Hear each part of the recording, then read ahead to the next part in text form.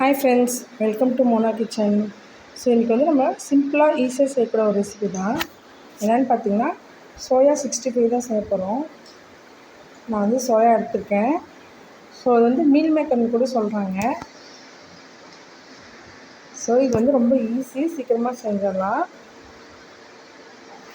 இதுக்கு வந்துட்டு இப்போ சோயா வந்து நம்ம தண்ணி ஊற்றி ஒரு 5 மினிட்ஸ் ஊற வச்சுக்கலாம். ஸோ நீங்கள் இந்த சோயா வந்து இது மாதிரி தண்ணியில் ஊற வச்சு எடுத்தும் ஃப்ரை பண்ணிக்கலாம். அப்படி இல்லைன்னா நீங்கள் குயிக்காக செய்யணும் அப்படின்னா இதை நீங்கள் வந்துட்டு பாயில் பண்ணிக்கலாம். இப்போ இதை வந்துட்டு நான் வந்து ஒரு 5 மினிட்ஸ் குக் பண்ணி எடுத்துக்க போகிறேன். நான் இது கூட கொஞ்சம் உப்பு ஆட் பண்ணிக்கிறேன். அப்போ தான் வந்து இந்த சோயா சங்க்ஸில் நல்லா உப்பு இறங்கும். அதனால் இந்த ஸ்டேஜில் நான் உப்பு கொஞ்சம் ஆட் பண்ணிக்கிறேன், கல் உப்பு ஆட் பண்ணிக்கிறேன். இப்போ இதை நம்ம வந்து 5 மினிட்ஸ் நல்லா குக் பண்ணி எடுத்துக்கலாம். பாருங்கள், இந்த மாதிரி தண்ணியில் நல்லா பாயில் பண்ண வாட்டரோட இதை போட்டு ஒரு 5 மினிட்ஸ் இந்த மாதிரி குக் பண்ணி எடுத்துக்கிட்டிங்கன்னா நல்லா சாஃப்டான சோயா சங்க்ஸ் நமக்கு கிடச்சிரும். அதுக்கப்புறம் இதில் இருக்க தண்ணியெல்லாம் சூடு ஆறினோடனே இதில் இருக்க தண்ணியெலாம் நல்லா புழிஞ்சு எடுத்து வச்சுக்கோங்க. பாருங்கள், இப்போ நான் தண்ணியெல்லாம் புழிஞ்சு எடுத்து வச்சுருக்கேன், ட்ரை பண்ணி எடுத்து வச்சுருக்கேன். ஸோ இப்படி செய்யும்போது நம்மளோட 65 வந்துட்டு நல்லா மேலே கிறிஸ்பியாகவும் உள்ளே சாஃப்டாகவும் இருக்கும். இப்போ மசாலா ஆட் பண்ணிக்கலாம். மஞ்சள்தூள் கொஞ்சம், சில்லி பவுட்ரு கொஞ்சம், கறி மசால் தூள். ஸோ உங்களுக்கு எல்லாமே காரத்துக்கு எப்படி வேணுமோ அதுக்கு தகுந்த மாதிரி ஆட் பண்ணிக்கோங்க. ஏற்கனவே நம்ம உப்பு போட்டிருக்கோம். ஸோ அதனால் கொஞ்சமாக சால்ட் உப்பு சேர்த்துக்கோங்க. நீங்கள் காஷ்மீரி ரெட் சில்லி பவுட்ரு சேர்த்திங்கன்னா நல்லா கலர்ஃபுல்லாக கிடைக்கும். கூடவே நான் கார்ன்ஃப்ளவர் மாவு கொஞ்சம் சேர்த்துக்கிறேன். இதெல்லாம் சேர்த்து நல்லா நம்ம மிக்ஸ் பண்ணிக்கலாம்.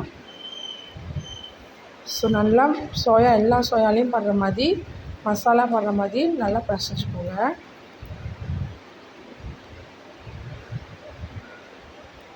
இது கூடவே கொஞ்சோண்டு இஞ்சி பூண்டு பேஸ்ட் ஆட் பண்ணிக்கோங்க, ஃப்ளேவர் நல்லாயிருக்கும். ஸோ இஞ்சி பூண்டு பேஸ்ட் கொஞ்சம் ஆட் பண்ணி எல்லாத்தையும் நல்லா மிக்ஸ் பண்ணிக்கலாம். மிக்ஸ் பண்ணிவிட்டு ஒரு 15 to 20 மினிட்ஸ் நல்லா அதை ஊற வைங்க. ஊற வச்சதுக்கப்புறம் நம்ம எண்ணெயில் போட்டு ஃப்ரை பண்ணோம்னா நல்லா சூப்பரான நமக்கு சோயா 65 கிடைக்கும்.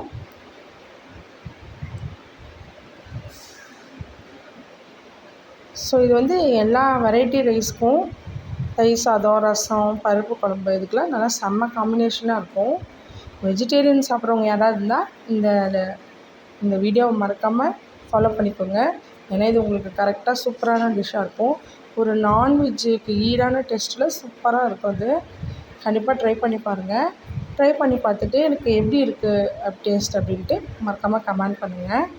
பாருங்கள், இப்போ நல்லா ஆயிலை ஹீட் பண்ணிவிட்டு இந்த மாதிரி கோல்டன் ப்ரௌன் கலரில் வர மாதிரி பொரிச்சு எடுத்திங்கன்னா பாருங்கள் நம்மளோட சோயா 65 எப்படி இருக்குன்ட்டு. ஸோ நல்லா மேலே கிறிஸ்பியாக, உள்ளே வந்து பார்த்திங்கன்னா சாஃப்டாக இருக்கும். ஸோ இந்த மாதிரி குழந்தைங்களுக்கு ஈவினிங் ஸ்நாக்ஸாக கூட கொடுக்கலாம். அப்படி இல்லைன்னா நம்ம வந்து இப்போ வெரைட்டி ரைஸ் இந்த மாதிரி இதுக்கு சைடிஷ்ஷாகவும் எடுத்துக்கலாம். பாருங்கள் எவ்வளோ உள்ளே சாஃப்டாக இருக்குங்க. ஸோ நம்ம ஹாட் வாட்டரில் அதை வந்து பாயில் பண்ணி எடுத்தனால நல்லா உள்ளே சாஃப்டாக மேலே கிறிஸ்பியாக இருக்குது.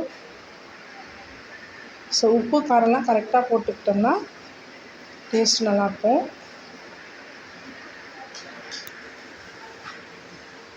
இந்த வீடியோ உங்களுக்கு பிடிச்சிருந்தா மறக்காமல் நம்ம சேனலை சப்ஸ்கிரைப் பண்ணுங்கள், லைக் பண்ணுங்கள், ஷேர் பண்ணுங்கள்.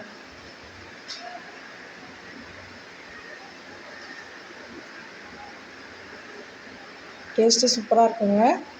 நீங்களும் மறக்காமல் ட்ரை பண்ணி சாப்பிட்டு பாருங்கள். நான் வந்து இன்றைக்கி பாருங்கள் இந்த மாதிரி ஒரு தயிர் சாதம் ரெடி பண்ணி சூப்பராக ஒரு கெட்டியாக நல்லா புளிக்காத தயிர் சாதத்தில் இந்த மாதிரி மீன் மேக்கர் நம்ம செஞ்ச 65 வச்சு சாப்பிடும்போது டேஸ்ட்டு அல்டிமேட்டாக இருக்குங்க. நான் ட்ரை பண்ணியிருக்கேன், நீங்களும் மறக்காமல் ட்ரை பண்ணி பாருங்கள். பாய், நான் உங்களை நெக்ஸ்ட் வீடியோவில் பார்க்குறேன்.